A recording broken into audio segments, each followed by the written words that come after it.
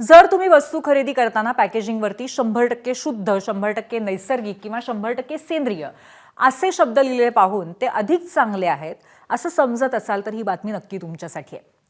भारताच्या अन्न सुरक्षा नियामक संस्था म्हणजेच FSSAIने डाबर इंडियाच्या अनेक खाद्य पदार्थ उत्पादनांवरती कारवाई केली आहे. नियामकाने कंपनीला हे दावे असलेली काही उत्पादनं विकणं थांबवण्याचे आदेशही दिले. 15 दिवसांच्या आत केलेल्या कारवाईचा अहवालही मागवलाय. या कारवाईतील मुद्दा केवळ 100%च्या दाव्यापुरता मर्यादित नाहीये, म्हणजे 100% ऑर्गॅनिक किंवा सेंद्रिय या दाव्यापुरता मर्यादित नाहीये.